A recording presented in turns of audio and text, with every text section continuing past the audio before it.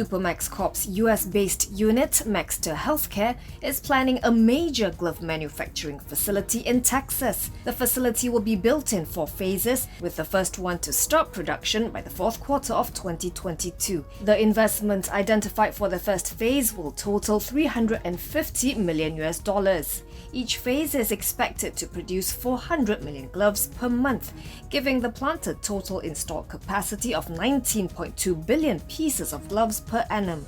Its board of directors has approved a total capital spending of $550 million, or about 2.32 billion ringgit for the expansion.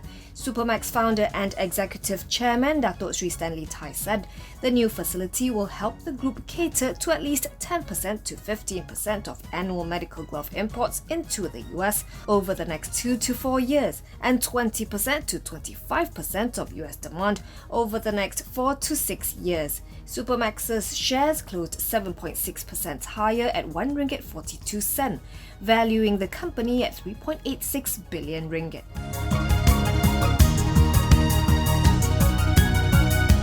The US has imposed trade restrictions on entities operating in Malaysia, Georgia, and Turkey for diverting or attempting to divert US items to Iran's military programs. On its list is Malaysia's integrated scientific microwave technology. An online search of the company showed its nature of business as other telecommunications activities, research and development of other natural science and engineering, as well as exports and imports of a variety of goods without a particular specialization. According to a notice by the US Commerce Department's Bureau of Industry and Security, the company was among the entities that are part of a network used to supply or attempt to supply Iran with US origin items that would ultimately provide material support to Iran's defense industries in violation of US export controls. Integrated Scientific Microwave Technology is the only entity in Malaysia to be affected by the trade restrictions. The US took action against 3 entities in Georgia and 2 in Turkey over the same allegations. It also imposed sanctions on over 30 entities in China for violating human rights and developing brain control weapons.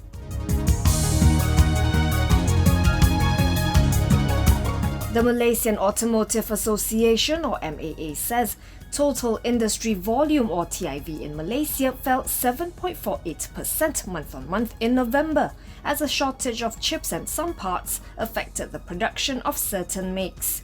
That aside, some consumers might have deferred the purchase of new vehicles, since the sales tax exemption incentive has been extended till June 30th, 2022. In a statement, the association said TIV stood at 58,742 units last month, compared with 63,489 units in October.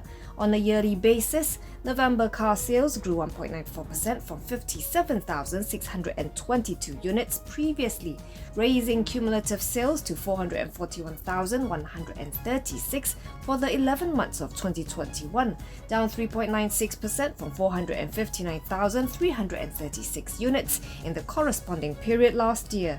Meanwhile, total vehicle production was up 5.92% year-on-year to 58,079 units in November, from 54,832 units.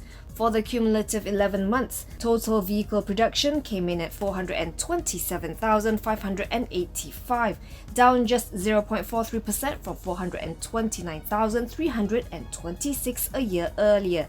This month, MAA expects sales to be maintained at November's level, though certain makes may continue to be affected by the chip shortage.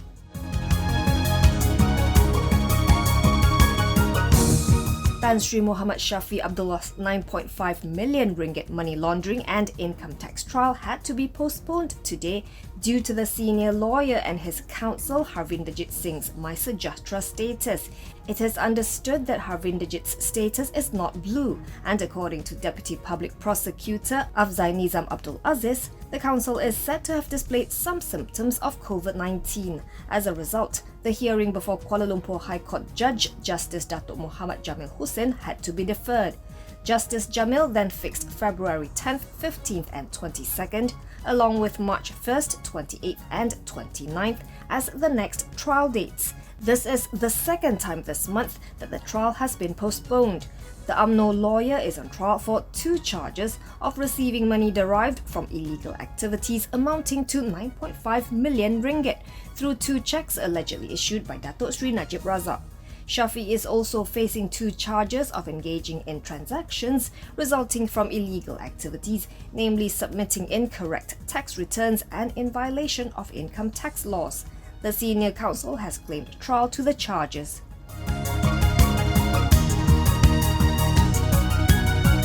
The Kuala Lumpur Sessions Court heard today that former Penang Chief Minister Lim Guan Eng allegedly instigated the offer to solicit a 10% cut of the profits from the 6.3 billion ringgit undersea tunnel project. In the proceedings earlier today, Consortium Zenith BUCG Senior Executive Director Datuk Zarul Ahmad Muhammad Zulkifli claimed that Lim was the one to ask for the 10% profit cut. This, he said, happened after he met Lim at a restaurant along Jalan Ampang, Kuala Lumpur, when he was sending the politician back to the Gardens Hotel sometime in March 2011. According to Zarul, during the drive, Lim allegedly told him that if he could successfully execute an MOU between the Penang State Government and BUCG, the project would be awarded to the consortium by way of direct negotiation. Lim then allegedly asked him for a 10% profit cut. Zarul testified that while he was quite shocked, as Lim was supposed to be strongly opposed to corruption, he said he agreed to give the Penang CM the 10% share.